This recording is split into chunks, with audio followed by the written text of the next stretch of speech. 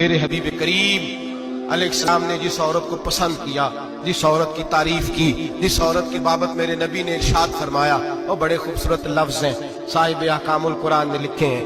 میرے حبیب پاک نے صحابہ کی محفل سجائی، مجمع کھچا کھچ مسجد بھر گئی۔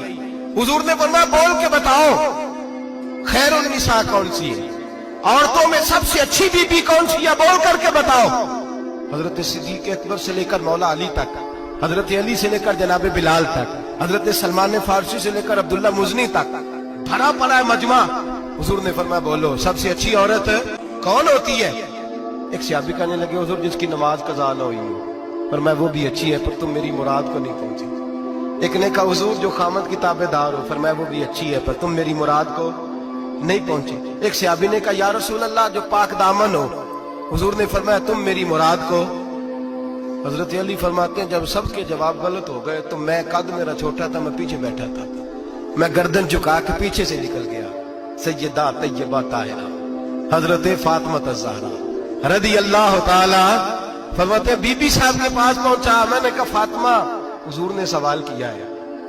تو حضرت فاطمہ بھی گویا مسکرا کے کہنے لگی علم کے شہر کے دروازے تو آپ ہی ہیں، تو آپ یہاں آ گئے۔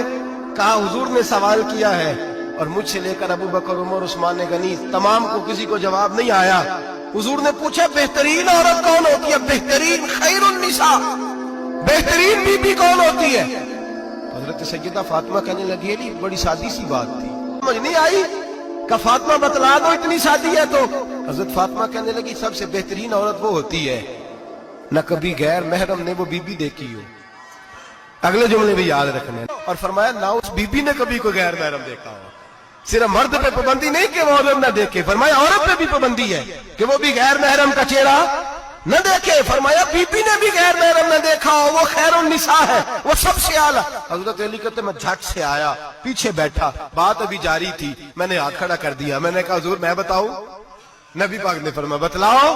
تو کہتے میں نے کہا حضور بہترین بی بی وہ ہوتی ہے جس نے نہ کبھی غیر محرم دیکھا ہو اور نہ غیر محرم نے کبھی اسے دیکھا ہو۔ علی فرماتے ہیں میں نے جواب دیا تو میرے رسول کی آنکھوں میں آنسو آ گئے، حضور روئے اور فرماتے ہنستے مسکراتے اچانک صحابہ کے آنسو برسنے لگے، مجمع پہ کیف سا طاری ہو گیا، آنکھیں برسنے لگی۔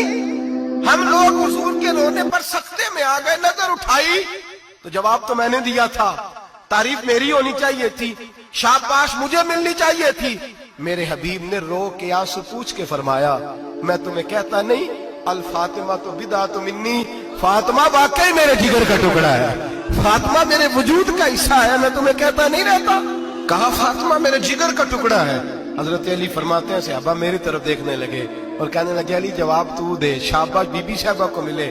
تو کہتے ہیں میں نے کہا حضور روئے ہیں تو آنسو میرے بھی چھلک ہی پڑے ہیں۔